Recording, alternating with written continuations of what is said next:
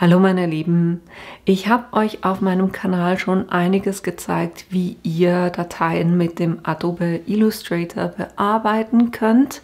Einfach für die den halt haben. Aber ich habe auch ganz viele Fragen bekommen zu Inkscape. Und Inkscape ist das Gratis-Programm, das ihr auf dem PC verwendet. Und basierend auf den Fragen dachte ich mir, ich mache tatsächlich auch mal ein Video. Und dieses Video ist kein vollumfängliches Inkscape-Training, ne? Also die jetzt hier sind und denken, sie kriegen dann ein vollumfängliches Training, das ist nicht. Es geht wirklich darum, um die Bastler, die zum Beispiel mit dem Plotter arbeiten und da gerne Dateien erstellen möchten, wie ihr das Programm nutzt. Das heißt, ich werde da Anwendungsfälle nehmen, die wir durchgehen, weil ich denke, so lernt man ein Programm auch am einfachsten. Und dann gucken wir uns die einzelnen Funktionalitäten mit diesen Anwendungsfällen an. Und am Schluss solltet ihr dann ein relativ gutes Bild haben von Inkscape und wie ihr das nutzen könnt. Mehr dazu seht ihr gleich nach dem Intro.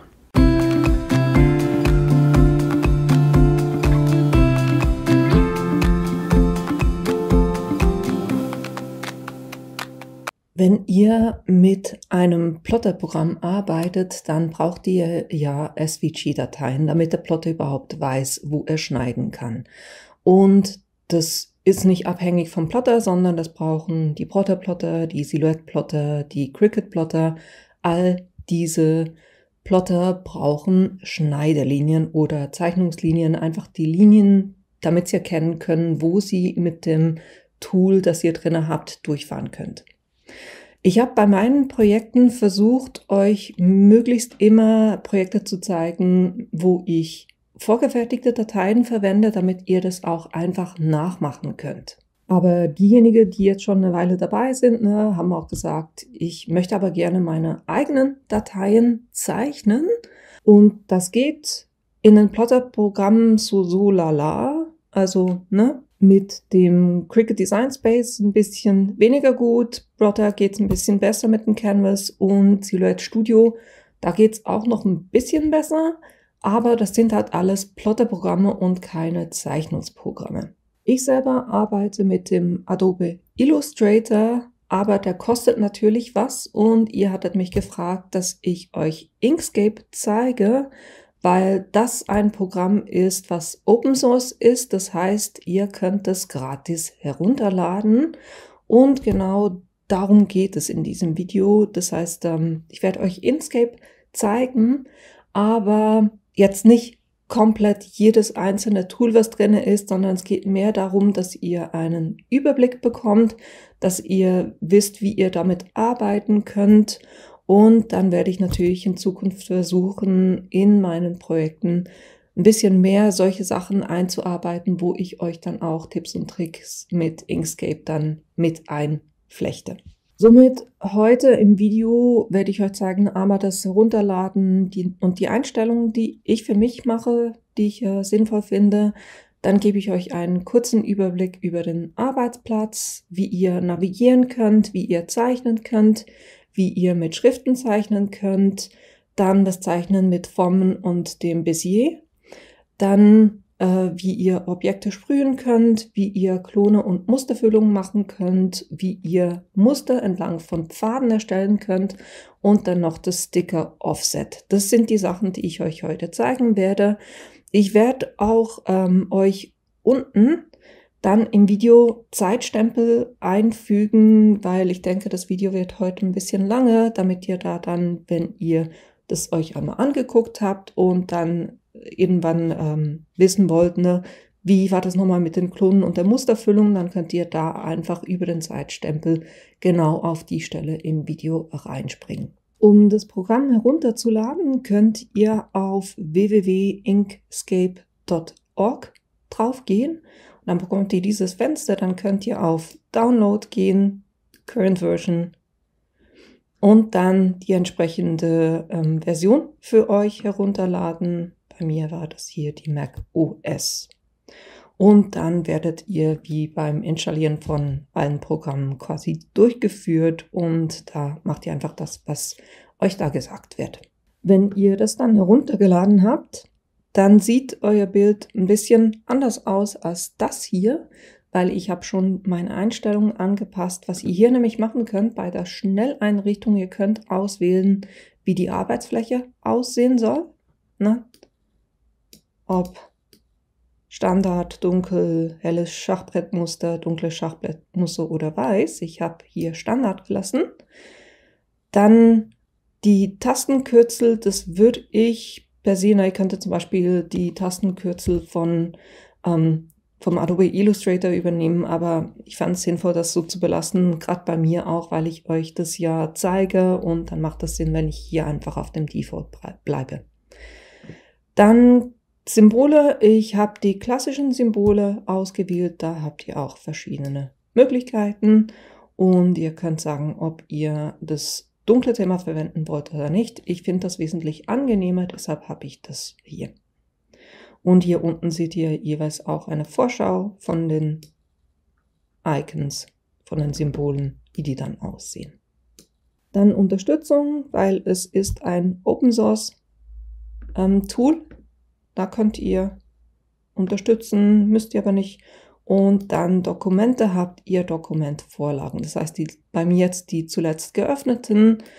Dann habt ihr verdruckt, ne, A4, quer, hoch, A0, also, ne, oder für Bildschirmgrößen, je nachdem, was ihr da wollt.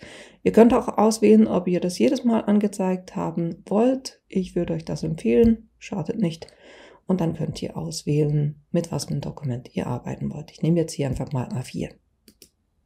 Dann, wenn es geöffnet wird, sieht das Ganze so aus. Und auch hier ein Tipp, das ist die Standardansicht, wo ihr gerade so hier diese Einrasten, diese Palette hier auf der Seite habt. Das finde ich für mich nicht so angenehm. Ich zeige euch einfach, wie ich es eingerichtet habe, damit ihr das dann gleich machen könnt.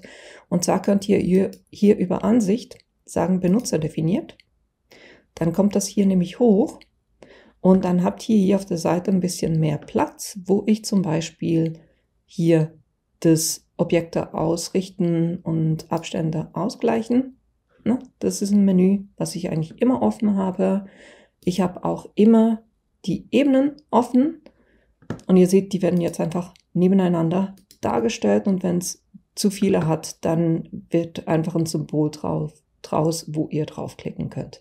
Dann, was ich auch immer offen habe, ist Objekt, Füllung und Kontur, weil das sind die ganzen Farben für die Füllung und für die Kontur oder die Einstellung. Und ja, das war schon mal, was ich in der Regel hier auf der Seite drüben offen habe. Jetzt, wenn wir uns den Arbeitsplatz angucken, wir haben hier oben, ne, das kennt ihr aus anderen Programmen, Datei, Bearbeiten, Ansicht, Ebenen, Objekte, Pfad, Text, Filter, Erweiterung, Fenster und die Hilfe. Dann haben wir hier eben die Einrasten-Werkzeuge. Das funktioniert ein bisschen anders als alles andere, weil das sind so quasi Gruppen. Die sind ein bisschen schwer erkennbar, aber es sind Gruppen. Ihr seht, hier habe ich dieses Symbol und das habe ich 4-mal. Wenn das aktiviert ist, kann ich die weiteren Sachen aktivieren. Wenn es deaktiviert ist, werden die alle ausgegraut. Das heißt, hier drüber schaltet ihr ein oder aus, ob ihr das Einrasten aktiviert oder deaktiviert haben wollt. Dann geht es weiter. Ihr könnt die einzelnen Gruppen deaktivieren oder eben aktivieren. Und wenn ihr es aktiviert habt, könnt ihr immer noch sagen, wollt ihr diese einzelnen aktivieren oder nicht aktivieren. Das baut so ein bisschen aufeinander auf.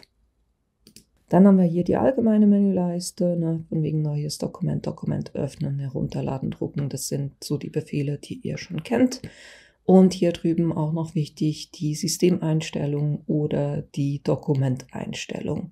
Systemeinstellung über alles, Dokument nur für das aktuelle Dokument. Dann haben wir hier ein kontextsensitives Menü, das heißt, abhängig davon, was ich ausgewählt habe, sieht das ein bisschen anders aus. Dann haben wir hier eure Werkzeugliste, das sind die ganzen Werkzeuge auch, die ihr zur Verfügung habt.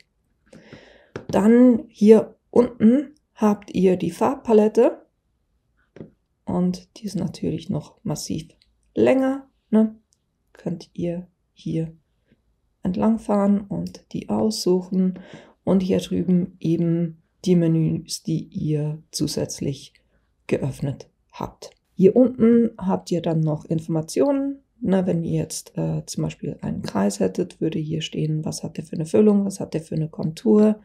Dann die Deckkraft, ihr könnt es sichtbar machen oder ausblenden. Ihr könnt sperren, es sagt euch, auf welcher Ebene das liegt. Dann ein paar Zusatzinformationen hier, wo es auf der X- und Y-Achse liegt. Dann der Zoom-Faktor und dann auch noch die Zeigekoordinaten. Das ist, ja, könnt ihr, glaube ich, für den Anfang ignorieren. Was ich bei den Einstellungen geändert habe, eine Arbeit- und Dokumenteinstellungen könnt ihr jeweils auch sagen, ne, wenn ihr zum Beispiel Sticker machen wollt, wo ihr einen weißen Rahmen drum malen wollt, macht es ja Sinn, wenn das hier durchsichtig ist und nicht weiß. Da könnt ihr hier Schachbrettmuster als Hintergrund auswählen und dann seht ihr eben das Schachbrettmuster und nicht weiß. Das ist was hilfreich ist. Und dann bei den Systemeinstellungen könnt ihr hier zum Beispiel die Icongröße, diese Symbolgröße einstellen, Icongrundfarbe und weitere Einstellungen zu den Werkzeugen, Benutzeroberfläche, Verhalten, Eingaben und Ausgaben. Ne, das findet ihr alles in den Systemeinstellungen oder in den allgemeinen Einstellungen. Von der Navigation her und hier schon mal ein kleiner Tipp. Ich würde euch anraten, wenn ihr mit solchen Tools arbeitet, wenn ihr das nicht schon habt, beschafft euch eine Maus, die obendrauf ein Mausrad hat, weil das geht euch für die ganze Navigation wesentlich einfacher. Ich bin jetzt hier auf der Vollansicht und auf 100%, da drückt ihr einfach auf die Taste 1. Dann seid ihr bei einer 100% Ansicht. Wenn ihr die Maus, das Rad nach oben oder unten bewegt, könnt ihr nach oben und unten navigieren. Noch einfacher geht's zum Navigieren auf der Fläche ist, wenn ihr das Mausrad gedrückt haltet und dann die Maus bewegt, dann könnt ihr das quasi hier auf der Arbeitsfläche wunderbar navigieren. Wenn ihr kein Mausrad habt, dann könnt ihr auch die Leertaste gedrückt halten und dann seht ihr, kann ich mit der Maus quasi hier auch navigieren und dahin gehen, wo ich gerade hin will. Wenn ihr nach rechts und links scrollen wollt, dann könnt ihr die Shift-Taste halten und dann das Mausrad nach oben und unten bewegen, dann geht es nach rechts und links. Und wenn ihr die Kontrolltaste haltet, dann könnt ihr hier reinzoomen und rauszoomen, indem ihr eben auch das Mausrad nach vorne oder nach hinten bewegt. Und das geht immer, das zoomt darauf rein, wo euer Mauszeiger gerade ist. Wie gesagt, 100% Zoom, einfach auf die Taste 1 drücken, 50% Zoom ist die Taste 2 und wenn ihr die Taste Q einfach haltet, ich mache hier kurz einen Kreis, zoome da so ein bisschen rein. Und wenn ich jetzt nur schnell ein bisschen mehr Details sehen will, könnt ihr einfach die Q-Taste halten und dann zoomt es rein. Sobald ich die loslasse, zoomt es wieder raus. Es geht einfach darum, dass ihr, wenn ihr kurz was ein bisschen genauer sehen wollt, könnt ihr einfach diese Q-Taste verwenden. Was vom Exportieren her wichtig ist, wenn ihr eine Seite exportiert, dann exportiert es euch einfach alles, was innerhalb der Seite liegt. Das heißt, wenn ich das jetzt zum Beispiel als PDF exportieren würde, dann wäre das hier abgeschnitten und das wäre ganz drauf. Ne? Das ist einfach wichtig zu wissen, wenn ihr hier die Seite angezeigt habt. Ich verwende sehr oft Tastenkombinationen und das würde ich euch auch anraten, weil das macht euren Arbeitsprozess wesentlich effizienter. Weil es geht einfacher, wenn ich einfach weiß Ctrl-C, Ctrl-V oder beim Mac Command-C, Command-V. dann ist es Kopieren und Einfügen oder Ctrl-D oder Command-D ist Duplizieren, als wenn ich da jedes Mal ne, bearbeiten, kopieren, dann wieder bearbeiten, einfügen. Da würde ich wirklich euch anraten, dass ihr euch die wichtigsten oder die Sachen, die ihr am häufigsten verwendet, ihr euch die Tastenkürzel merkt. Ihr könnt euch die auch mal rausschreiben, damit ihr die immer wieder oder neben euren PC legen könnt und dann immer wieder draufspicken könnt, weil man weiß ja, ne, bis man was so verinnerlicht hat, braucht es 40 Wiederholungen. Und ja, da könnt ihr das so machen. Ihr seht auch die Tastenkürzel schön hier nebendran. Ne, hier wäre es Command X zum Ausschneiden. Beim normalen, also beim Windows-PC wäre es Ctrl und X. Und wenn ihr eine Übersicht über die ganzen Tastenkombinationen haben möchtet, dann könnt ihr hier über die Hilfe, Referenz der Tasten- und Mausbefehle gehen.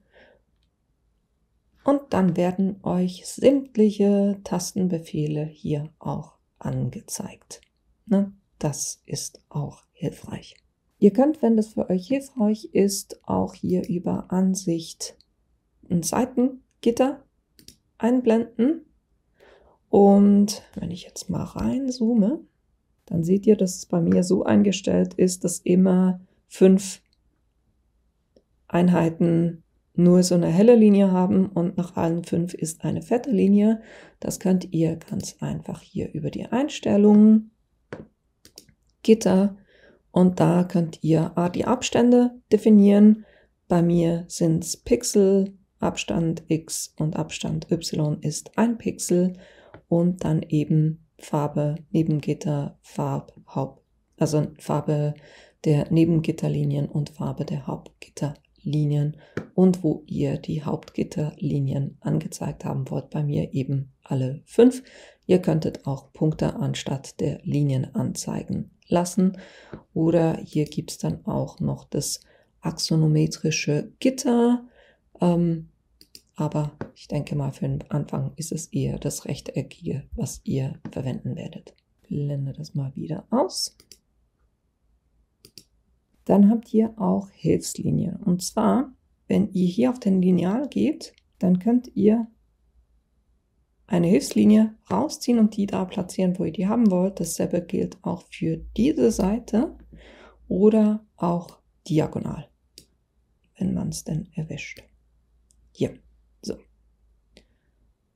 Und so könntet ihr das verwenden, um da irgendeine Form auch zu bilden oder Sachen gerade auszurichten. Na, dafür sind die Hilfslinien. Wenn ihr die nicht mehr haben wollt, könnt ihr einfach bei Ansicht Hilfslinien die wieder ausblenden. Was gerade für uns als Plotter, denke ich mal, hilfreich ist, wenn ihr bei den Einstellungen auf die Werkzeuge geht, dann die Knoten und bei den Knoten hier anklickt Umriss anzeigen.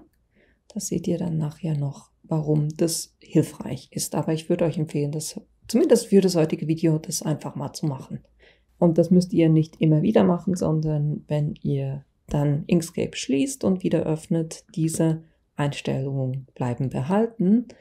Was ich gemerkt habe, ist, dass die Ansicht immer wieder auf die Standardansicht zurückgeht, aber dann könnt ihr einfach, wenn ihr es öffnet, kurz hier auf Benutzer definiert gehen, damit wieder eure Einstellungen da sind. So, das war's zum Navigieren. Dann kommen wir schon mal zum Zeichnen. Ihr habt hier drüben verschiedene Werkzeuge und da habt ihr auch die Formen. Ihr habt zum Beispiel einen Kreis. Und wenn ihr da nur draufklickt, dann passiert per se noch nichts, weil ihr habt es nur mal aktiviert oder ausgewählt. Da könnt ihr jetzt mit der Maustaste entweder hier einfach ziehen, dann ist der aber nicht schön gleichmäßig. Wenn ihr mit dem normalen PC ist es, glaube ich, die Shift-Taste. Bei mir ist es hier die Control-Taste auf dem Mac. Dann wird es auch schön gleichmäßig oder bleibt der Kreis gleichmäßig.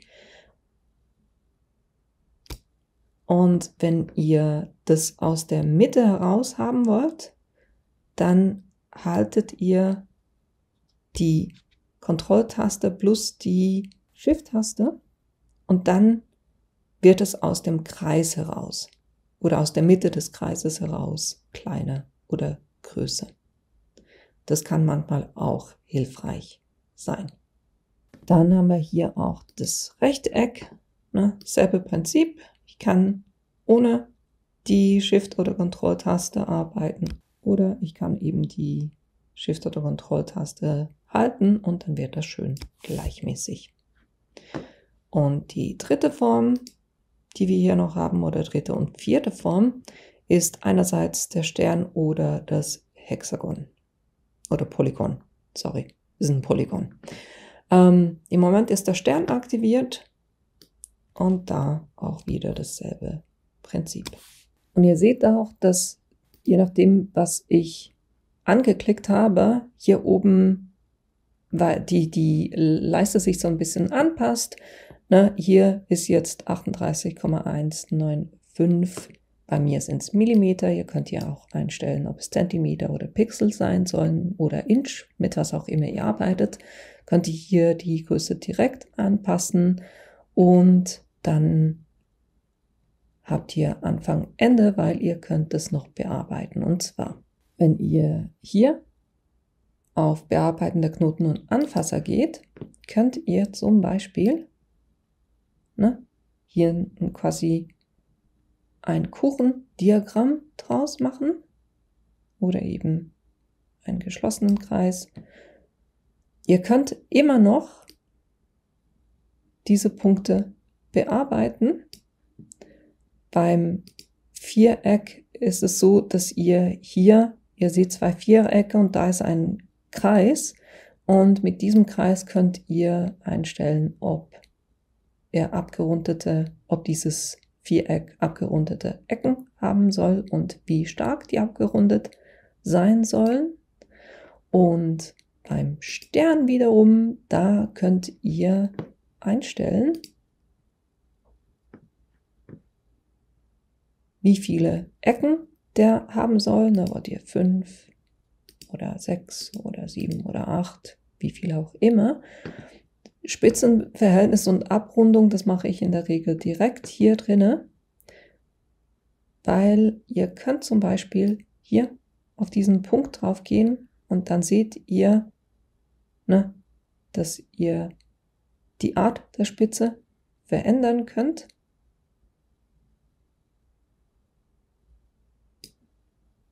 Und die Rundung, geht da mal so ein bisschen runter, seht ihr, werden diese Ecken, die es hier vorne hatte, die werden dann rund.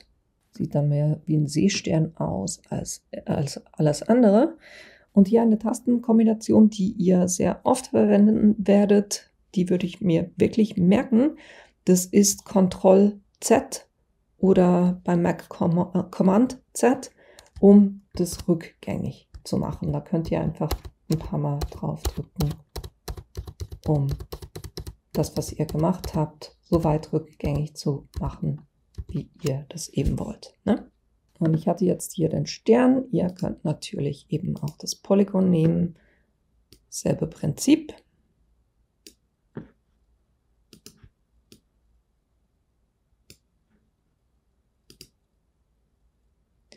Auch da könnt ihr sagen, wie viele Ecken das haben soll, ob ihr eine Abrundung haben wollt oder nicht. Und Zufallsänderung macht für mich jetzt bei den Formen nicht so viel Sinn. Gehen wir da noch ein paar dazu, damit es auch wirklich ein Polygon oder Hexagon wird. Ne? Das ist die andere Möglichkeit beim Stern und beim Polygon. Jetzt in Vektorprogrammen ist es ja so, dass ihr mit Pfaden arbeitet. Das heißt, alles, was ihr hier drauf habt, ob es ein Kreis ist oder ob es eine Linie ist ein Pfad. Jetzt wandle ich kurz hier all diese Elemente in Pfade um. damit ich euch das zeigen kann. Das hier noch nicht, weil da will ich euch nachher noch was anderes zeigen. Wenn ich jetzt auf diesen Kreis drauf tippe und dann hier dieses Tool anklicke, dann erkennt ihr, ich hoffe ihr erkennt es, ich mache mal kurz eine andere Füllfarbe, nämlich grau, dann seht ihr es ein bisschen besser. Ich habe kurz die Farbe geändert von den Formen, damit ihr das ein bisschen besser auch noch seht. Wenn ich jetzt hier auf dieses Tool gehe und eine der Formen anklicke, dann seht ihr jetzt eben schön die rote Linie, das wäre jetzt beim Plotten eure Schnittlinie. Und hier seht ihr auch die einzelnen Punkte. Jedes Element oder jedes Objekt besteht aus einem Pfad. Und der Pfad hat auch immer einen Anfangs- und einen Endpunkt und der kann aber auch noch weitere Punkte auf diesem Pfad haben. Jetzt beim Viereck sind es logischerweise 4 Ecken.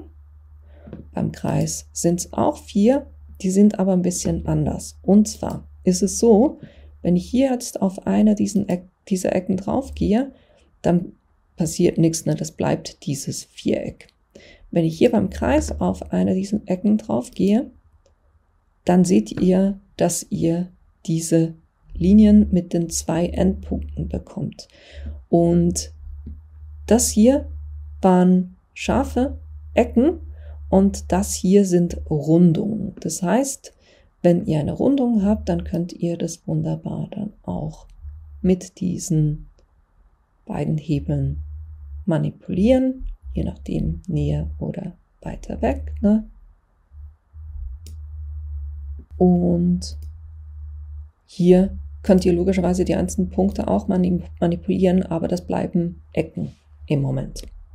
Ihr könnt aus Ecken Rundungen machen, indem ihr einfach eine Ecke anklickt und hier oben sagt, ne, dass hier, da wird das Ganze in eine Ecke umgewandelt und hier in eine Rundung. Das heißt, wenn ich hier auf die Rundung klicke, dann wird es zur Rundung und dann kann ich auch diese Form so manipulieren, wie ich das gerne haben möchte. Ich kann Punkte hinzufügen zu manipulieren. Das heißt, wenn ich jetzt zum Beispiel diese beiden markiere, ihr seht, die sind ein bisschen dunkler, die sind heller. Das heißt, diese beiden sind markiert. Dann sage ich hier Plus und dann wird ein Punkt hinzugefügt. Wenn ich alle markiere und sage Plus, dann wird immer in die Zwischenräume ein zusätzlicher Punkt hinzugefügt.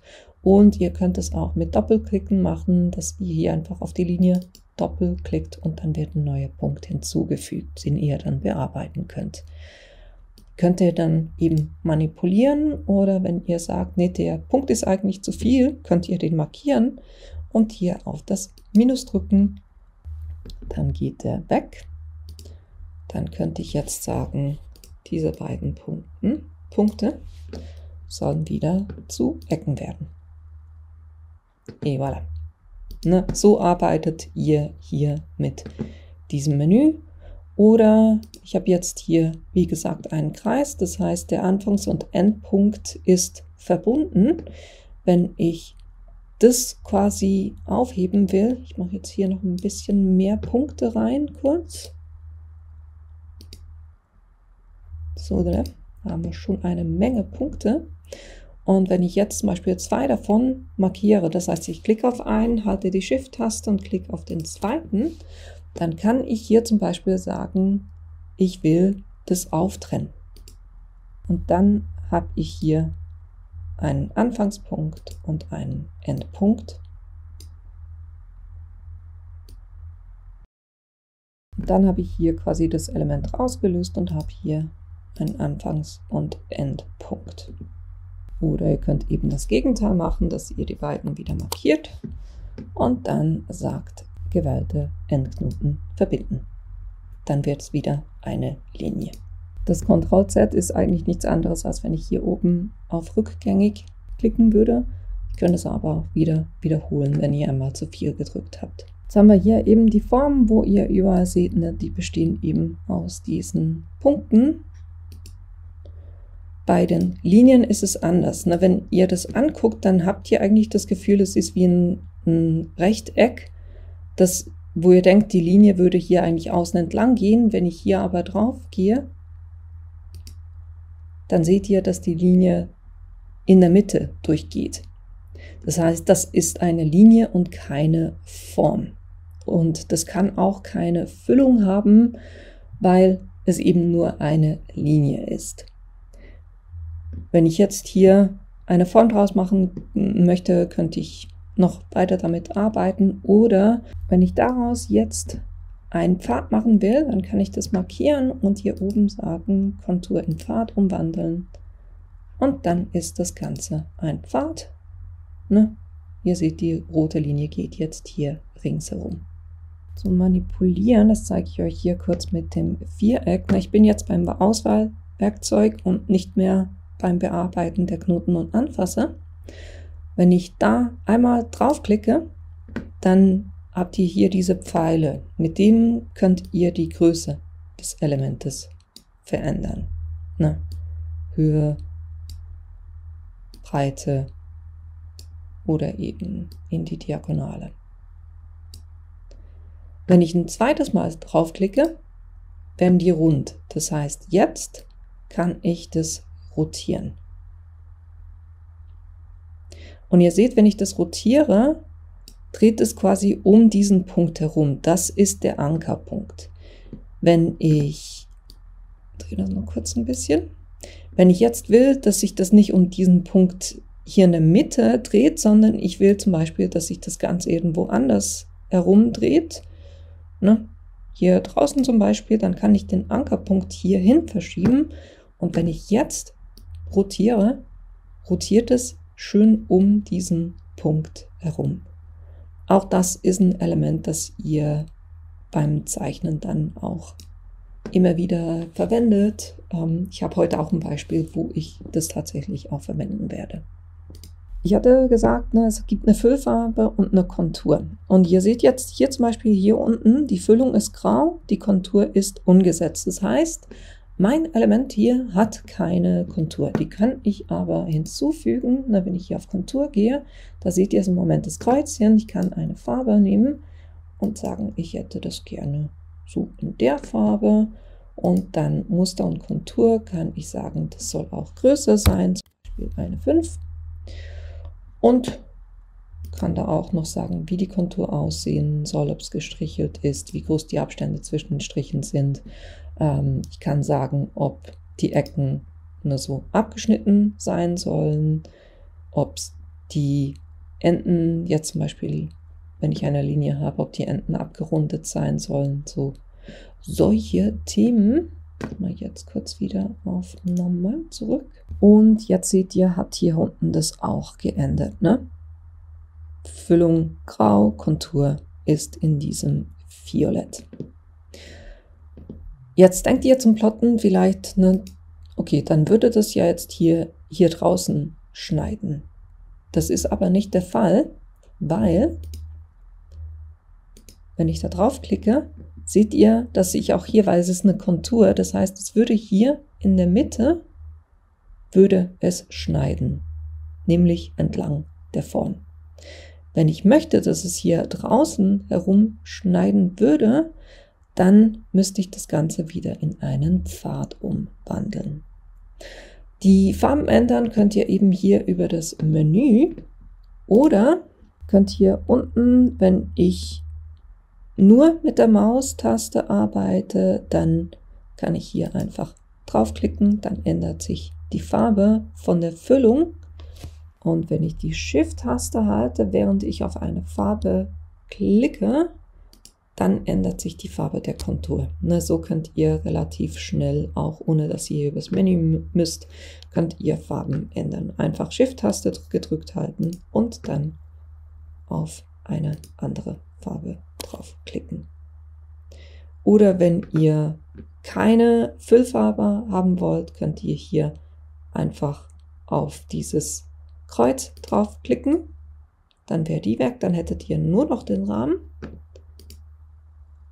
Oder wenn ihr eben die Shift-Taste haltet und auf dieses Kreuzchen draufklickt, dann geht die Konturfarbe weg, dann hättet ihr nur noch die Füllfarbe. Das heißt, so könnt ihr hier unten wunderbar Farben auswählen. Ihr könnt gleich wie beim Plotter die Form natürlich auch manipulieren. Das heißt, wenn ich jetzt hier, ich nehme mal 2 Kreise kurz,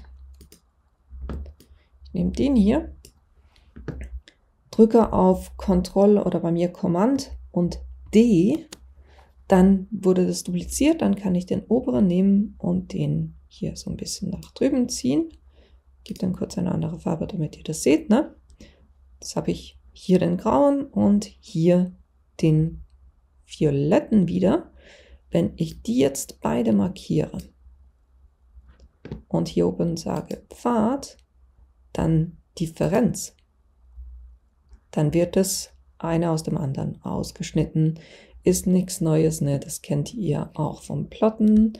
Dasselbe, wenn ich beide markiert habe und sage Pfad Vereinigung, dann wird dann ein Element draus. Ne? Nichts Neues hier. Dann haben wir nebst den Formen haben wir natürlich auch andere Zeichenwerkzeuge. Eins, was ihr sehr oft verwenden werdet, sind die Bézier-Kurven. Da könnt ihr entweder, ihr klickt, klick, klick, klick, dann entstehen Ecken. Na, die Punkte sind dann Ecken. Und wenn ihr aber, während ihr draufklickt, also ihr bleibt drauf und haltet es, dann wird das hier zur Kurve. Kann ich weitermachen, wieder, ne, hier nur eine Ecke, dann wieder draufhalten, ziehen, ne, könntet ihr so Wellenform machen. Um das zu beenden, könnt ihr einfach die Enter-Taste drücken und dann habt ihr hier eben den Pfad. Ich hatte hier jetzt dieses Punktewerkzeug ausgewählt. Ihr könnt auch, ne, wenn ihr das zweite auswählt, dann habt ihr mehr, also es wird quasi per se eine Kurve draus. Ne, dann hättet ihr sowas und dann auch noch weiter. Wie gesagt, ich gehe heute nicht durch alles durch. Ihr könnt hier auch auswählen, ob ihr eine Form haben wollt. Ne, wenn ich jetzt zum Beispiel, ihr kennt es vom Zeichnen mit Procreate, wenn ich möchte, dass ich am Anfang und am Ende der Linie, die so ein bisschen dünn sind und in der Mitte das Ganze ein bisschen dicker ist, dann, ich bleibe jetzt hier bei der Kurve, kann ich auch das hier zeichnen. Wenn ich jetzt auf Enter drücke, sieht es anders aus. Ihr seht hier am Anfang ist es dünn und dann wird es dicker und am Ende wieder dünn. So bekommt ihr eben auch, wie mit diesen Pinselstiften, das hat so diesen Effekt. Und wenn ihr auf die Kurve drauf geht, seht ihr, da wäre eigentlich die ursprüngliche Kurve gewesen, aber durch das Tool, was wir ausgewählt hatten, ist es halt, hat das viel mehr noch ausgeglichen. Und hier könnt ihr natürlich auch die Skalierung angeben und die vergrößern oder verkleinern. Das waren jetzt alles Linien. Ihr könnt natürlich mit dem Bezier-Tool auch eine Form erstellen. Das heißt, ich habe hier wieder keine ausgewählt, bin wieder beim Modus mit den Punkten und klicke jetzt hier einfach ein paar Mal drauf. Und sobald ich hier wieder auf den Anfangspunkt gehe, ne, seht ihr, wird es rot. Das heißt, so schließt ihr einen Pfad und dadurch kann ich dem Ganzen jetzt auch eine Füllfarbe geben und eine andere Konturfarbe. Seht ihr jetzt nicht, weil die Kontur relativ klein ist. Gehen wir mal eine 10 drauf. So, jetzt seht ihr, wie das dann aussieht. Das heißt, hiermit könnt ihr auch Formen erstellen und nicht nur Linien.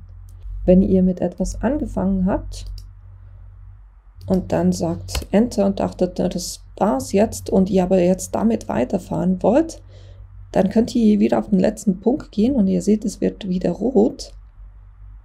Könnt einmal draufklicken und so fahrt ihr genau mit dem Element auch weiter. Ne? Das ist auch noch ein wichtiger Punkt. So, das war das Bezier-Tool. Das werdet ihr, wie gesagt, sehr oft einsetzen. Dann kommen wir zum Freihandzeichnen. Auch hier seht ihr, dass ihr diese verschiedenen Modi habt und Glättung, da könnt ihr einstellen, wie stark der auf eure, wie ihr mit der Maus arbeitet, reagiert. Wenn ich das auf 0 stelle, und ich bin es nicht gewohnt, mit der Maus zu arbeiten, ich würde, wenn ich zeichne, dann zeichne ich in der Regel zusammen mit dem Wacom-Pad, aber naja, wir versuchen es mal. Das heißt, anstatt zu klicken, kann ich jetzt hier einfach so ein bisschen entlang fahren und da seht ihr jetzt auch schon, wie zittrig das Ganze ist. Wenn ich hier eine Glättung drauf gebe,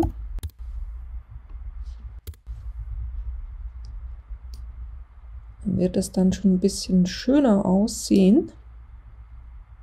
Und da könnt ihr eben mit der Glättung hoch, wie ihr wollt. Oder ihr könnt auch beim Freihandzeichnen mit dem Kurvenwerkzeug arbeiten.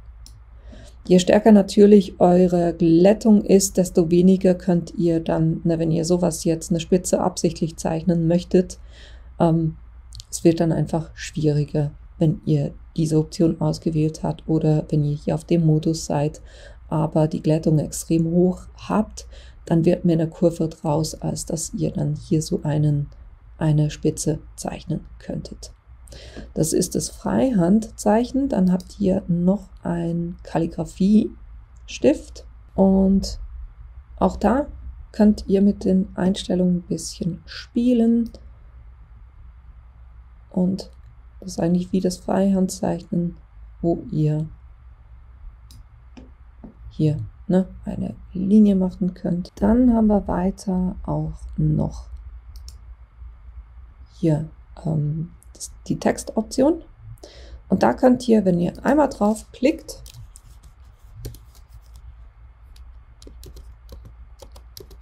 könnt ihr einen einfachen Text schreiben. Und wenn ihr hier auf das Text-Tool drauf geht, werden euch die Eigenschaften angezeigt, wo ihr dann das auch auswählen könnt. Schriftgröße, den Text, Eigenschaften, solche Sachen. Und wenn ihr auf Anwenden geht, wird das verändert. Natürlich könnt ihr das auch in der Größe verändern.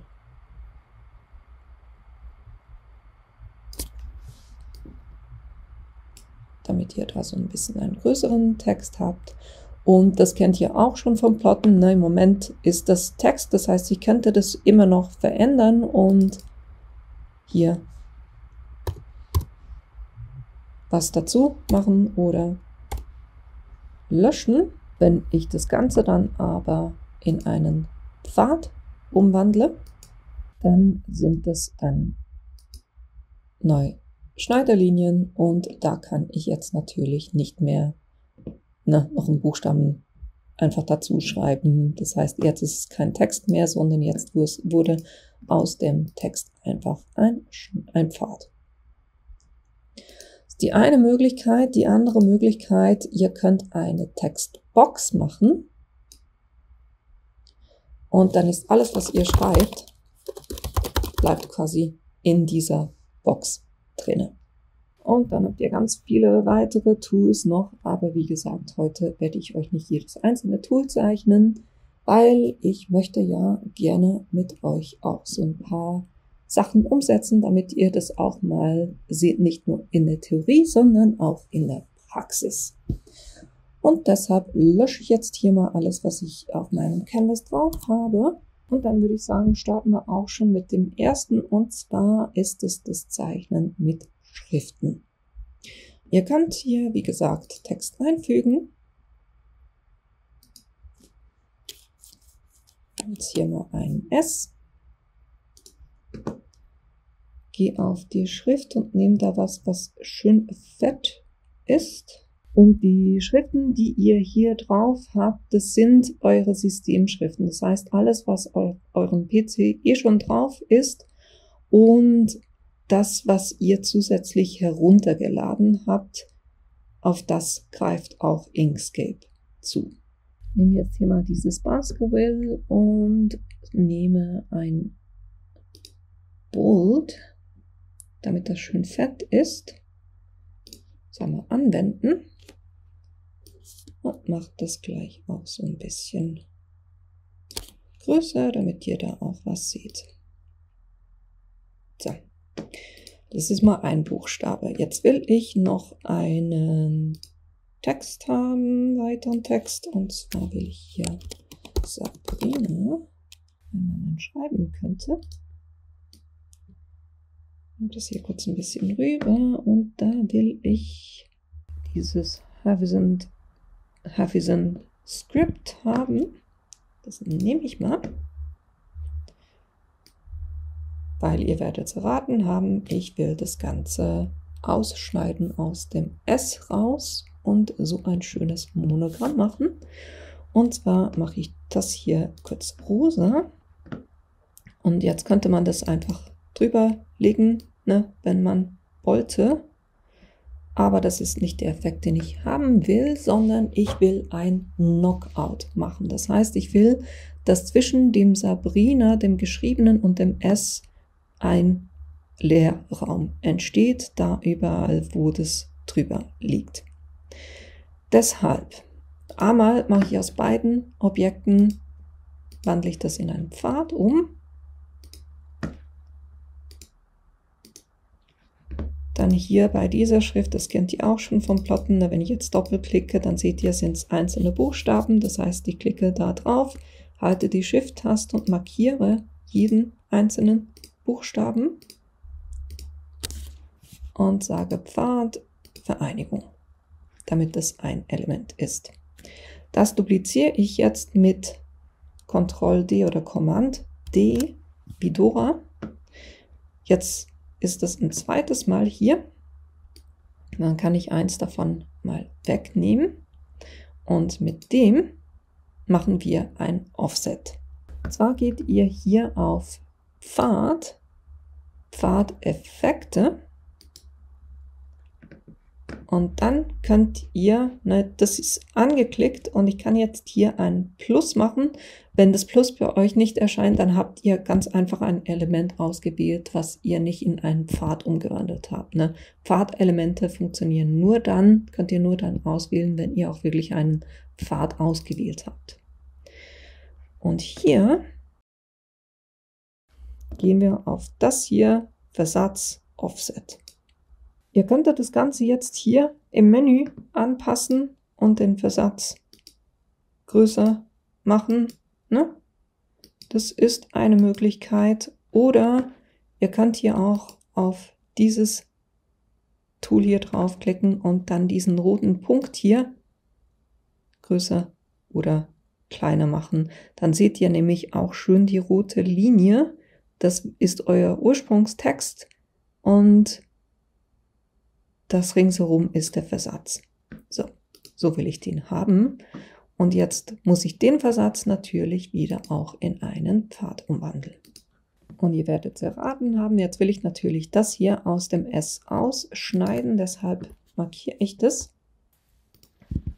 Ich muss es nur kurz aufteilen. Im Moment hängt das hier und das hier noch zusammen. Da gehe ich rechte Maustaste drauf und sage Gruppierung aufheben, so dass ich wirklich nur noch dieses Element hier habe. Und jetzt ist die Reihenfolge wichtig, das heißt, ich klicke zuerst hier das Sabrina an, dann die Shift-Taste und das S und dann sage ich Pfad und sage Differenz und dann hat es das Ganze aus diesem S ausgeschnitten und ich kann wunderbar mein Sabrina hier drüben,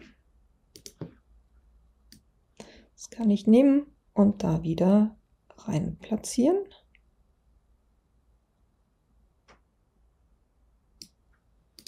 Und dann seht ihr, habt ihr einen Buchstaben mit dem Namen drüber und dann auch mit dem Offset ein Knockout aus dem großen S gemacht.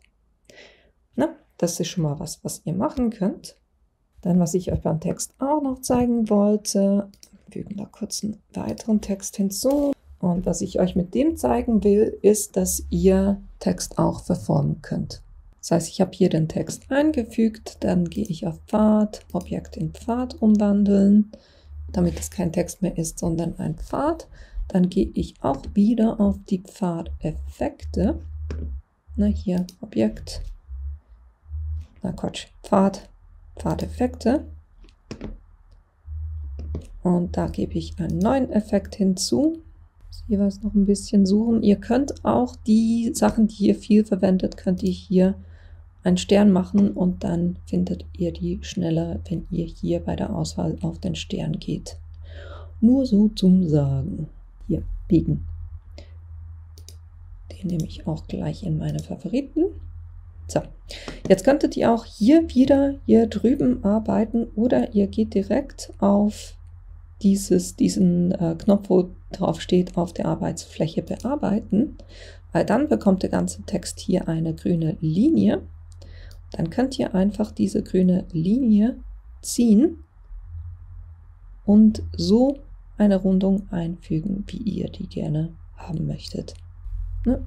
Dann habt ihr hier schön entlang des S, habt ihr hier diesen Schriftzug und so könnt ihr eben wunderbar mit Texten eure Designs machen. Was ihr mich bestimmt auch fragen werdet, sind Glyphen, deshalb zeige ich euch das gleich kurz. Ich schreibe hier kurz Tina. Dann gehen wir auf das Textbearbeitungswerkzeug. Dann nehme ich hier eines, wo ich weiß, dass ich die entsprechenden Glyphen habe. Das ist dieses Heartlove und sage Anwenden. So, jetzt haben wir schon mal den Text. Dann, wenn ihr hier oben auf Text geht, habt ihr ein Unicode zeichnen. Da könnt ihr draufklicken. Da ändert sich hier auch wieder die Ansicht. Dann könnt ihr hier auch das Heartlove oder die Schriftart, die Font auswählen, die ihr haben wollt. Ne? Dann seht ihr, dass hier unten, ich gehe jetzt bei beiden auf alles, dass ihr hier unten eure Glyphen habt für diese Schriftart.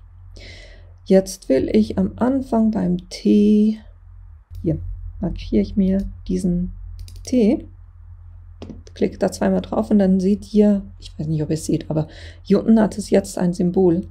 Da fahre ich einfach drüber, markiert es, mache Ctrl oder bei mir Command C.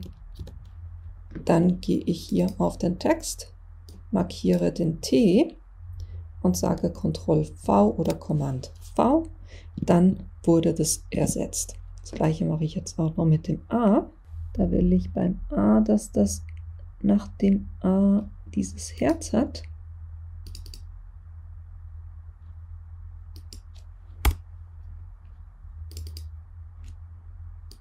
Auch hier wieder markieren, Ctrl C, Buchstabe markieren, Ctrl V. Dann hatte ich hier das Herz. Und wenn ihr das jetzt in eine Form, in einen Pfad umwandelt, dann könnt ihr das auch noch weiter bearbeiten. Weil, ihr seht im Moment, das sieht ein bisschen komisch aus. Ich habe zweimal den Anfang von diesem Strich, also ich habe hier schön die Glyphe, aber das hier stört. Das passt irgendwie nicht. Und deshalb werde ich das hier noch ein bisschen bearbeiten. Und zwar werde ich den Teil hier komplett rausnehmen. Das heißt, ich klicke den einen Punkt an und sage Minus, den zweiten Minus und dann hole ich die Punkte hier direkt ran. Upsi, das war der falsche. Den will ich natürlich so behalten. Und was mir auch nicht gefällt, ist, wie das T hier ne, wo das zu landen kommt. Und da werde ich jetzt die beiden Punkte hier auswählen und die noch ein bisschen nach oben ziehen. Einfach, dass es mehr aussieht, als ob hier der Schwung mitgenommen würde. Noch immer nicht perfekt, aber fürs Zeigen reicht es. Und ihr seht auch hier, kennt ihr auch vom Plotten, das sind im Moment noch Einzelbuchstaben. Das heißt, ihr müsst auch die wieder alle markieren und dann sagen Pfad vereinigen. Und dann habt ihr hier eure Plotter-Datei quasi, was ihr ganz einfach als SVG exportieren könnt. Das war das, was ich euch zu den Schriften zeigen wollte. Dann wollte ich euch zeigen, wie ihr was zeichnen könnt, nämlich mit den Formen und dem Bezier-Tool. Und da machen wir einen kleinen Osterhasen und ich habe da auch schon was gezeichnet. Das hole ich jetzt hier kurz rein. Da könnt ihr ganz einfach auf eure Fotos gehen und das hier reinziehen. Und ich sage da jeweils Standard Import Auflösung, weil ich es schon mehrmals hinbekommen habe, dass Inkscape abgestürzt ist, weil ich zum Beispiel auf meinem iPad mit einer 300er DPI arbeite. Das mag er nicht, ne? Von dem her nehme ich das jeweils ein bisschen kleiner. So, das ist meine Skizze quasi. Jetzt gehe ich hier kurz auf die Ebenen und gebe eine neue Ebene hinzu. Und da, wo der Hase ist im Moment auf dieser Ebene hier, die sperre ich jetzt einfach, damit ich das als Vorlage habe. Jetzt kann ich auf der Ebene zeichnen. Und da arbeite ich jetzt eben hauptsächlich mit den Formen, aber auch ein bisschen mit dem Bezier-Tool. Und ich habe da ganz einfach, ich nehme da eine schwarze Füllung, Kreis. Und dann kann ich hier da nehme ich jetzt eben die Shift-Taste und Ctrl, damit ich aus der Mitte heraus einen schönen Kreis zeichnen kann. Und da versuche ich einfach so in etwa meine Skizze zu treffen. Kann das immer noch so ein bisschen verschieben. Und dann gleich auch duplizieren mit Ctrl-D. Und wenn ich bei mir die Ctrl-Taste halte, geht es auch schön horizontal rüber.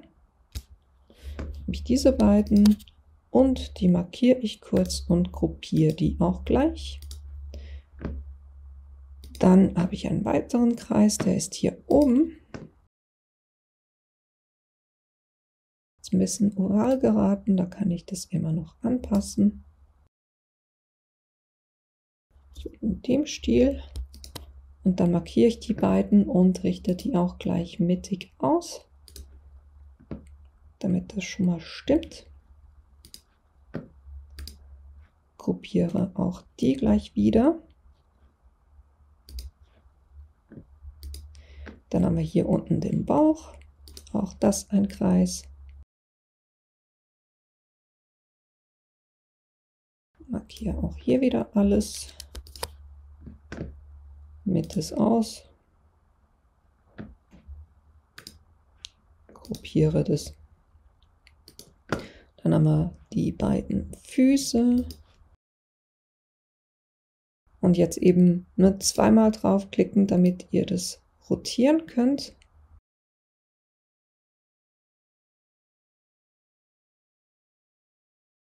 Dann markiere ich kurz das und das, damit ich das unten ausrichten kann.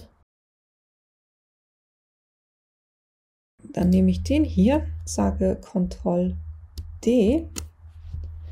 Dann hat es den dupliziert. Jetzt kann ich hier sagen Objekt. Dann horizontal umkehren und den ganz einfach auf die andere Seite rüber schieben. Dann markiere ich die beiden, gruppiere die, dann dieses Objekt dazu, mit es wieder aus. Dann haben wir hier oben noch die Ohren. Und da weiß ich jetzt zum Beispiel, dass ich oben eine Spitze haben will. Und deshalb werde ich das so machen, dass ich das gleich in einen Pfad umwandle.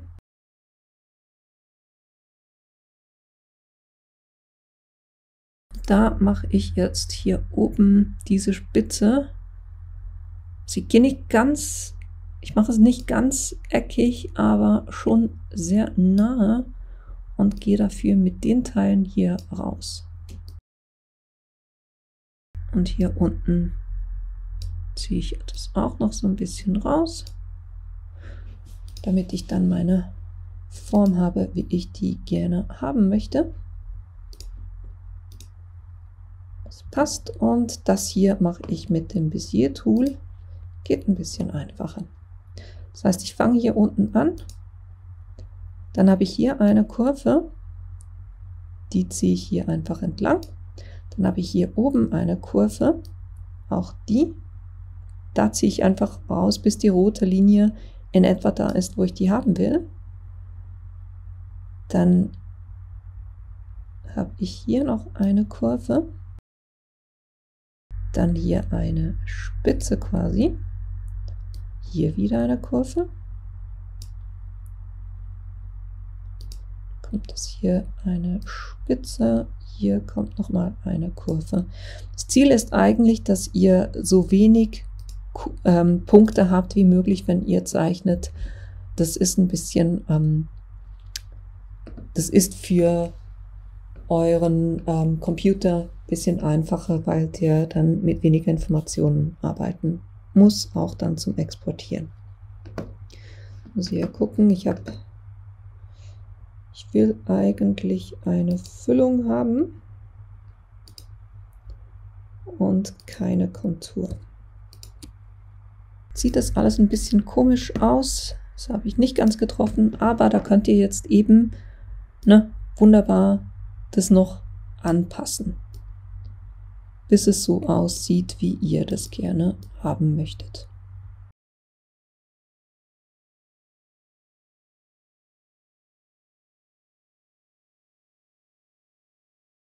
So, jetzt kann ich das alles markieren. Alles markiert, Pfad, Reinigung. Nee, gut, geht. Müsst es einfach anklicken, die Shift-Taste halten und dann die weiteren Elemente anklicken. Dann habt ihr da dann auch ein ganzes Element. So, jetzt machen wir den kleinen hier kurz weg, weil ich habe ja noch den Bommel, ne? Den ich haben will. Sieht doch schon mal süß aus, die Silhouette, oder? So, jetzt gehen wir auf den Kreis. Den mache ich jetzt kurz hier blau. Upsi. Da gucke ich jetzt wirklich, dass ich nur eine Füllung habe und mache mal einen Kreis, der in etwa stimmig sein sollte mit der Größe. So in etwa von der Größe her. Ich nehme euch kurz ein bisschen mehr ran, damit ihr seht, was ich mache. So, jetzt habe ich diesen einen Kreis und dann mache ich noch einen weiteren kleinen Kreis. Und den wandle ich jetzt kurz in einen Pfad um, auch das hier. Und den gebe ich jetzt hier einfach auf den Kreis hier drauf. Mitte die beiden schön aus. Und dann gehe ich mit dem Ankerpunkt von dem kleinen Kreis quasi in die Mitte von dem großen Kreis. Und jetzt dupliziere ich das ein paar Mal. Das heißt, ich mache jetzt Ctrl-D oder Command-D und ziehe das hier einfach weiter rüber. Dann könnt ihr immer noch so ein bisschen nachadjustieren, damit ihr hier eine schöne Verteilung habt. Das kann man auch mit anderen Tools machen, aber ich wollte euch hier einfach das zeigen mit dem Ankerpunkt, dass ihr eben den auch verwenden könnt, um schön um eine Mitte herum Elemente anzuordnen. Und wenn ihr das gemacht habt, könnt ihr die alle auswählen. Pfad umwandeln. Und auch hier, upsie, nicht Differenz, das war jetzt falsch.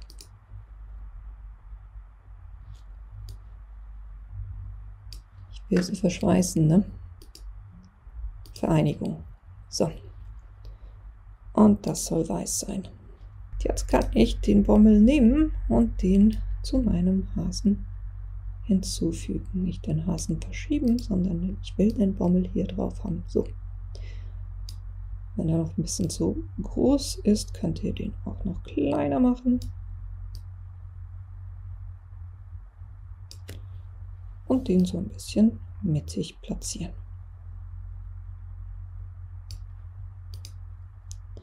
Jetzt, wenn ihr zum Plotten zum Beispiel wollt, dass das hier ein Element ist, was ihr ausplottet und das hier ein Element ist, könnt ihr es so lassen. Könnt aber die beiden Elemente auch markieren und dann sagen Pfad und Differenz. Und dann hat es das hier aus dem Hasen ausgeschnitten. Das seht ihr auch, wenn ich da jetzt zum Beispiel über die Zeichnung fahre, seht ihr, dass das einfach weggeschnitten ist. Ne? Das die beiden Optionen. Aber so könnt ihr eben eine SVG ab eurer Skizze zeichnen. Jetzt machen wir auch gleich mit dem Kleinen hier weiter. Und zwar geht es darum, dass ich euch zeigen will, wie ihr Objekte sprühen könnt und auch den Unterschied zwischen Klonen und einer Kopie. Ich habe jetzt hier meinen kleinen schwarzen Hasen und wenn ich den markiert habe und dann hier auf die Sprühdose gehe, dann habe ich hier verschiedene Modi. Und für uns wichtig im Moment jetzt gerade so die ersten beiden. Hier seht ihr, sprühe Klone vom zuletzt gewählten Objekt. Oder hier steht, sprühe Kopien zum zuletzt ausgewählten Objekt. Wir machen jetzt mal das hier mit den Klonen. Ne? Das heißt, ich kann jetzt einfach hier eine Reihe von Hasen sprühen. Und wenn ich sage, kopieren, erstellen, mache ich dasselbe. Sieht jetzt gerade so ein bisschen viele, ich lösche jetzt ein paar wieder. Jetzt sehen beide eigentlich relativ ähnlich aus. Jetzt guckt an, was passiert, wenn ich den hier die Farbe ändere. Wenn ich jetzt sage, der ist rosa, dann werden die Klone alle auch rosa. Dasselbe mit der Größe. Wenn ich den jetzt kleiner mache, loslasse, dann werden auch die kleiner. Das heißt, Klone reagieren immer noch auf das, was ich mit dem Original mache. Die Kopien aber nicht. Ne? Die Kopien, das sind wirklich einzelne Kopien, die komplett eigenständig sind, wo ich jetzt einfach hier wunderbar Farben anpassen kann. Machen wir noch ein bisschen mehr Ostermotiv, da brauchen wir noch ein bisschen Grün. Und auch noch ein bisschen Hellblau. So, na, sind wir voll im Ostermotiv drin. Das heißt, hier habt ihr jetzt Kopien erstellt und hier habt ihr Klone. Und das könnt ihr eben hier mit dieser Sprühdose machen. Das heißt, es ist immer das zuletzt markierte Element. Ne? Wenn ich, ja, im Moment ist nichts markiert, das würde auch nichts sprühen. Da muss ich wirklich zuerst hier den markieren und dann auf die Sprühdose gehen und dann kann ich hier sprühen oder wenn ich einzeln draufklicke, kann ich auch stempeln. Ne? Was, wenn ich jetzt zum Beispiel eine Schablone machen will mit diesen kleinen Bunnies, wo der so ein paar Mal angereiht ist und ich ja so einfach quasi für einen Hintergrund diesen kleinen Bunny haben möchte. Da kann ich den markieren. Ich mache jetzt kurz Ctrl-C oder Command-C bei mir, um die Zwischenablage zu kopieren. Dann gehe ich auf Bearbeiten. Dann habt ihr hier Klonen und dann habt ihr das Menü gekachelte Klonen erzeugen. Und dann erscheint hier ein neues Menü. Und hier könnt ihr jetzt angeben, wie viele Reihen. Ich will jetzt zum Beispiel, was haben wir? Keine Ahnung, 6 Reihen. Und mit jeweils 5 Kopien. Versuchen wir mal das. Oder ich kann eben auch sagen, Größe, ne? Die A4-Seite ist 21 cm mal 29,7 cm. Und jetzt kann ich mal auf Erzeugen gehen. Ihr habt ganz viele verschiedene Möglichkeiten, das noch zu manipulieren, aber ich gehe jetzt mal so auf Erzeugen.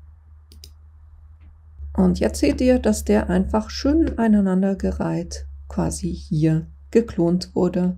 Mache ich nochmal Ctrl-Z, um das rückgängig zu machen.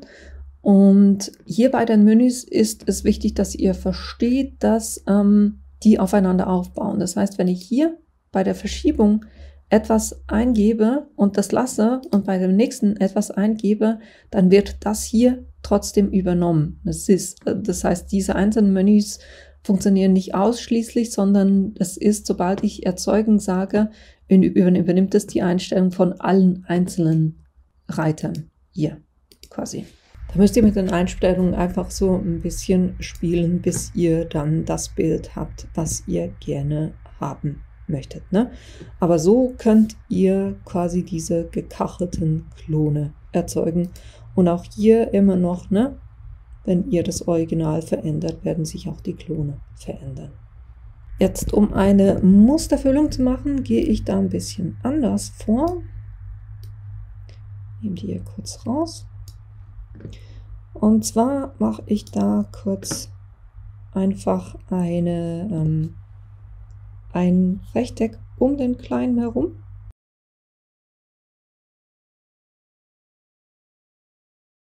Von der Ebene geht es drunter. Dann markiere ich die beiden und sage beim Pfad, nehmen wir mal Differenz.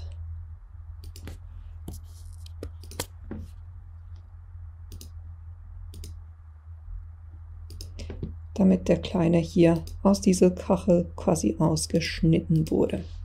Jetzt nehme ich auch den wieder in die Zwischenablage, indem ich sage Command-C oder beim Windows Ctrl-C. Dann gehe ich auf Objekt, Muster und dann kann ich sagen Objekt in Füllmuster umwandeln. Das ist jetzt ein Füllmuster. Wenn ich jetzt hier zum Beispiel die Seite fülle und dann bei der Füllung kann ich ja sagen, ne, ich habe die Füllung und da kann ich auch sagen Muster. Ne? Wenn ich da drauf klicke, dann übernimmt er mir hier das, was ich zuletzt gemacht habe, dieses Pattern, was ich angelegt habe. Und ihr seht, das ist einfach eine Wiederholung von dem Kleinen hier. Ne? So könnt ihr wunderbar eine Seite auch mit einem Pattern oder mit einem Muster füllen. Als nächstes kommen wir noch zum Thema Muster entlang eines Pfades machen. Und da mache ich kurz einen Stern. Machen wir jetzt mal, machen wir den zur Abwechslung mal grün. Ich habe nur eine Füllung, keine Kontur. Wunderbar. Jetzt machen wir den noch ein bisschen kleiner. Jetzt, damit ich diesen Stern entlang eines Pfades quasi entlang machen kann, brauche ich natürlich einen Pfad. Und da nehme ich jetzt für dieses Beispiel einfach einen Kreis.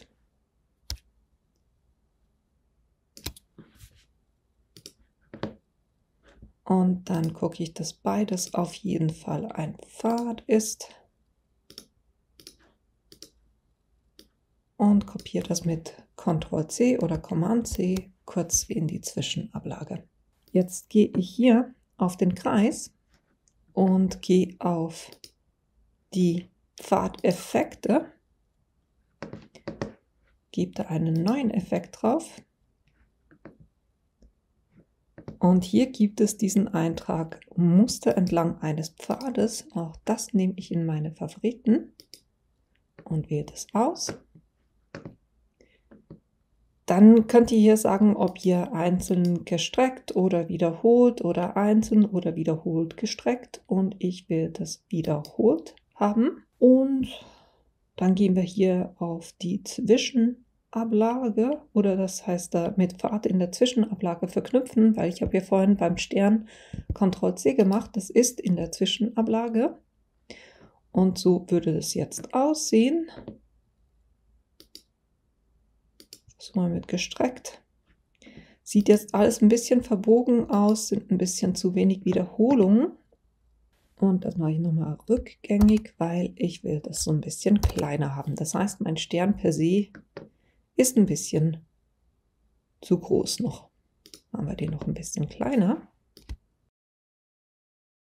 Da auch wieder Ctrl+C. Dann gehe ich auf dieses Element und dann versuchen wir das nochmal. Und das sieht doch wesentlich besser aus. Jetzt, wenn ihr hier so eine Lücke habt, könnt ihr auch eben dieses wiederholt gestreckt, dann verteilt sich das wunderbar um diesen Kreis herum. Und so könnt ihr eben ein Muster entlang eines Pfades machen. Das Ganze geht jetzt aber nicht nur mit Formen, wie hier eben einem Kreis. Schieben wir das mal so ein bisschen beiseite. Sondern ich kann auch was mit Linien machen. Jetzt gehe ich mal hin und mache einen Pfad, und zwar mit dem Bezier-Tool. Ich mache das mal mit dem hier. Und da wähle ich jetzt einfach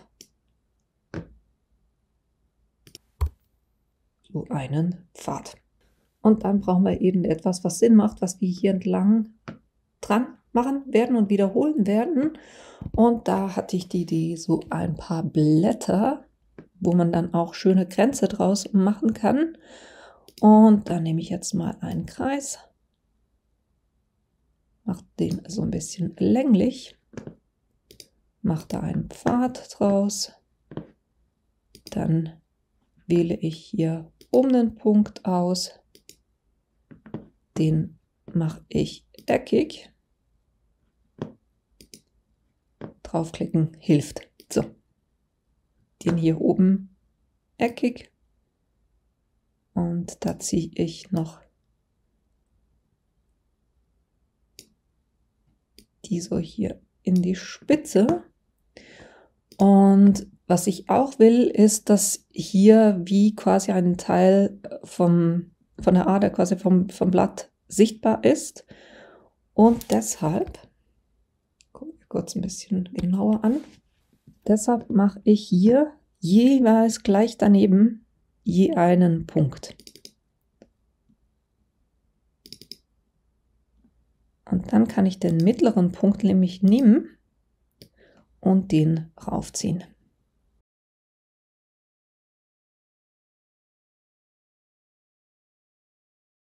So in dem Stil. So soll mein Blatt aussehen. Jetzt kann ich dieses Blatt nehmen und das in der Orientierung so ein bisschen anbringen, dass das passt für den Anfang des Stils. Und ich muss da, glaube ich, auch die Größe noch ein bisschen zurücknehmen. Nehmen wir die Breite auch noch so ein bisschen zurück. Und jetzt brauche ich natürlich auf beiden Seiten ein Blatt. Deshalb mache ich hier, dupliziere ich das kurz. Dann Objekt horizontal umkehren und schiebe das hier rüber.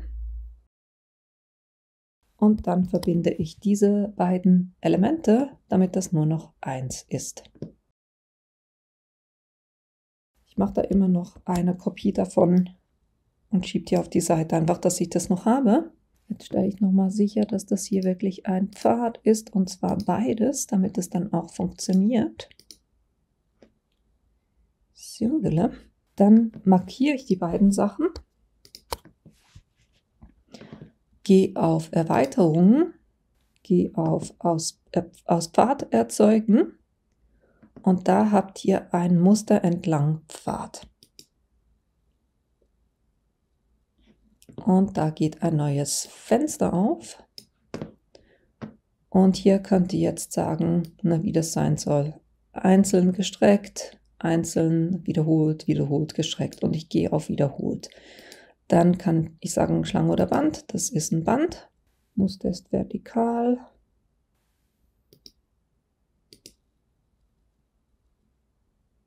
Nee, Schlange war es. Ne? Das sieht besser aus. Das ist genau das, was ich will. Nämlich, dass diese Blätter hier schön entlang des Pfades gehen. Und dann müsst ihr natürlich anwenden sagen. Und jetzt könnte ich hier den Pfad verkürzen oder ich nehme ganz einfach das nochmal, dupliziere das und nehme hier kurz einfach ein Quadrat, um das wegzuschneiden. Ich will nur eine Seite von diesem Blatt, ne? Von dem her machen wir da kurz einen Pfad draus. Dann kann ich beide markieren. Dann Pfad. Mal gucken. Division hat funktioniert. Dann kann ich ein Blatt löschen und das andere kann ich hier schön oben drauf setzen, quasi.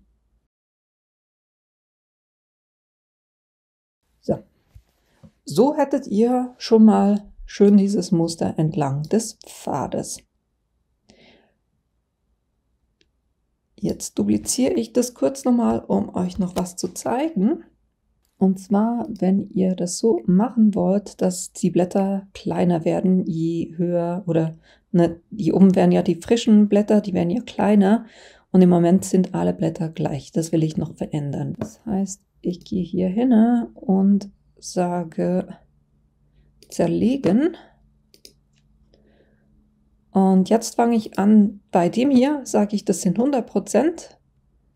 Bei dem hier sind es 95, dann 90, dann 85 und so weiter und so fort. Ne? So will ich die Größe verändern. Und dazu gehe ich auf Objekt, dann hier unten Transformation, dann sage ich Maßstab und der Maßstab ist in Prozent. Ne? Hier im Moment sind es 100%.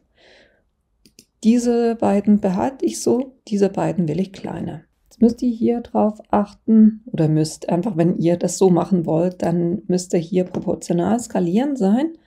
Das hier bleibt 100%, das will ich 95%. Dann verändert sich hier auch unten der Wert, anwenden. Das nächste 90%, anwenden. Das nächste 85%, anwenden. Dann haben wir 80%, anwenden. Dann haben wir 75%, anwenden. Und hier machen wir auch noch 75%. So, und dann sieht das Ganze auch ein bisschen organischer aus, wenn nicht alle Blätter genau gleich sind. Und so könnt ihr eben auch Kränze oder solche Sachen bilden, indem ihr eben Elemente entlang eines Pfades macht. Es passiert manchmal, dass der Pfad dann nicht ganz durch die Mitte durchgeht, dann könnt ihr immer noch den Pfad nehmen und den so ein bisschen verschieben, dass das wieder passt, ne? Aber das war das, was ich euch zeigen wollte, mit den Objekten entlang eines Pfades anzuordnen. Und jetzt kommen wir noch zum allerletzten Punkt für heute und da geht es darum, weil ich da auch immer wieder gefragt werde, ne, wie kann ich das Offset für Sticker machen, wenn ich nur ein Print und also ein Drucken und dann schneiden mit dem Plotter machen will. Dazu brauchen wir natürlich unseren Sticker, den hole ich jetzt kurz über meine Fotos rein. Dieses Bild ist so gemacht, das habe ich aus Procreate selber gezeichnet. Das ist als PNG exportiert mit einem transparenten Hintergrund. Was ich jetzt damit mache, ist kurz eine Kopie, das heißt Ctrl-D oder Command-D.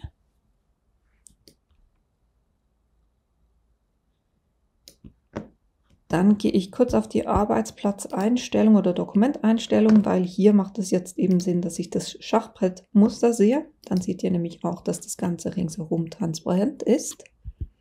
Und dieses Element, die Kopie davon, ne, die verwende ich, um das nachzuzeichnen und damit quasi das Offset zu generieren. Dazu gehe ich auf Pfad und dann habt ihr hier ein Bitmap nachzeichnen. Und ich kann euch hier nicht sagen, das ist die beste Einstellung oder das ist die richtige Einstellung. Es kommt wirklich extrem auf euer Bild drauf an, ne, wie viele Farben ihr braucht, ob mit Flecken, wie groß diese Werte sein sollen. Ihr könnt hier einfach immer wieder auf Aktualisieren gehen und mal gucken, wie das aussieht. Ich sehe jetzt zum Beispiel, dass er hier den rosa Boden, den hat er nicht gefunden. Das sind die Helligkeitsschritte. Gehen wir mit den Farben, mal gucken, ob das besser funktioniert. Jupp. Ich gehe einfach auf so wenig Schritte wie möglich, aber eben, dass er trotzdem alle Elemente, die im Stempel drin sind oder im Sticker drin sind, dass er die noch hat. Seht ihr jetzt bei 4 Schritten verliert er hier den Boden. Dann gehen wir wieder auf 5 rauf und dann sage ich anwenden. Ich habe noch was vergessen. Machen wir mal zurück. Und zwar hier Hintergrund entfernen. Ne? Den Hintergrund brauche ich natürlich nicht. Und was ich jetzt damit machen kann, ist Objekt in Pfad umwandeln. Und dann das Ganze auch noch vereidigen. Oder zumindest ich kann es versuchen, wenn er denn will. Mal gucken, ob ich zuerst das zerlegen. Oder wir kombinieren. Ja, kombinieren hat funktioniert. Und im Moment ist es eigentlich egal, was hier innen drin ist. Jetzt für mich geht mir darum, dass ich eine Außenlinie habe. Dann, während ich das noch markiert habe, gehe ich auf Pfad, dann hier unten verbundener Versatz und dann seht ihr, dass ihr hier oben so einen Diamant habt. Und wenn ihr an dem zieht, dann wird auch euer Offset größer. Ich gehe jetzt kurz hier mit der Transparent ein bisschen runter. Und dann sehe ich, wie groß jetzt mein Versatz ist. Es sieht ja einfach so weit raus, wie ihr das gerne haben möchtet. Ich würde sagen, so passt das für mich. Dann kann ich hier auf das Original, ihr seht, wo die Linie durchgeht, ne? Hier hinten ist der Versatz, das ist mein Original, das kann ich löschen. Wenn das jetzt noch ein bisschen komisch aussieht, dann heißt das, ich habe noch mehr Elemente als nur mein Versatz. Ich versuche jetzt hier kurz den Versatz zu greifen. Das ist der hier. Und den Rest hier kann ich löschen, das brauche ich nicht. Und auch hier diese Kopie. So. Dann kümmern wir uns noch um diesen Versatz. Da gehe ich jetzt wieder auf die volle Deckkraft. Und jetzt haben wir ja hier überall so Flecken drin, um die kümmern wir uns jetzt gleich noch. Und da könnt ihr ganz einfach hier auf dieses Werkzeug draufklicken und dann diese ganzen Innenpunkte könnt ihr ganz einfach markieren und mit der Rückwärtstaste quasi löschen.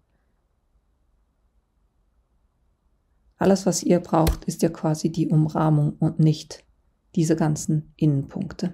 So, dann habe ich hier nur noch die Umrahmung. Und das Ganze will ich jetzt natürlich nicht grün haben, sondern weiß. Und dann kann ich das hier in den Vordergrund heben, da drauflegen. Und jetzt seht ihr, dass ich wunderbar um meinen ganzen Sticker herum diesen Rahmen habe. Und so würde dann beim Plotten, ne, das nicht eben entlang der schwarzen Kanten schneiden, sondern hier entlang der weißen. Muss ich das beides noch kurz markieren. Und dann beim Pfad sagen, kombinieren. Und bei dem hier ist der Export ein bisschen anders. Ne? Wenn ihr ganz normale Schnittdateien macht, dann könnt ihr die dann einfach unter Datei speichern unter.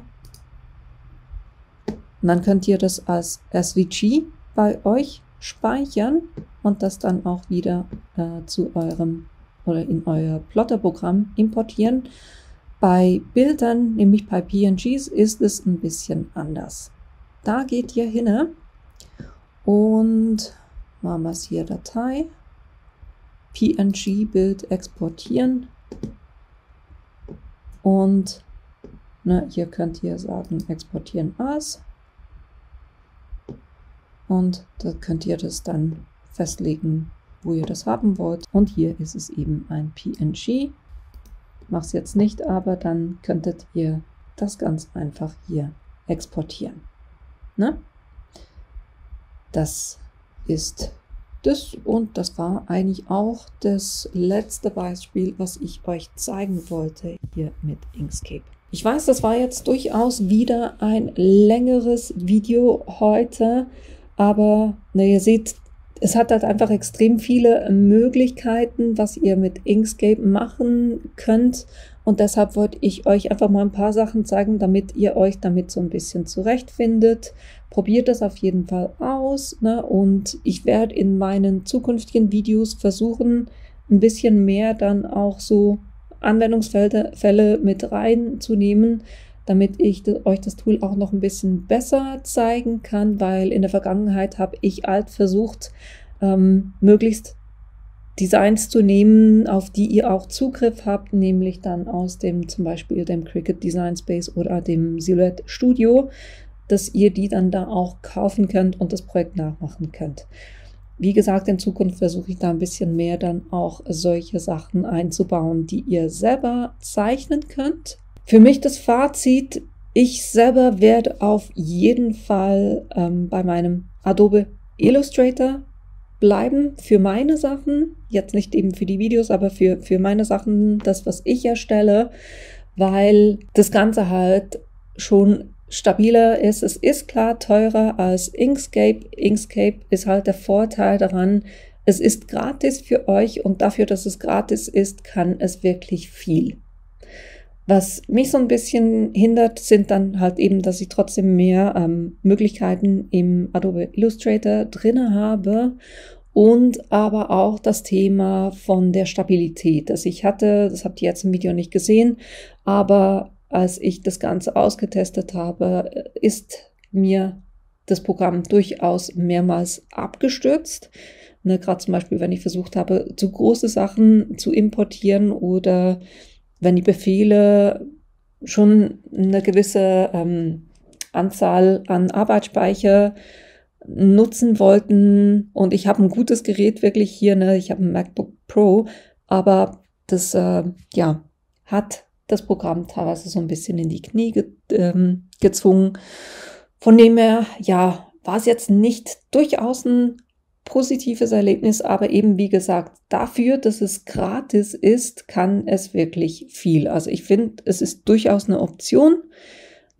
Wenn ihr da nichts für bezahlen wollt, dann könnt ihr durchaus sowas verwenden, um eure SVG-Dateien zu erstellen.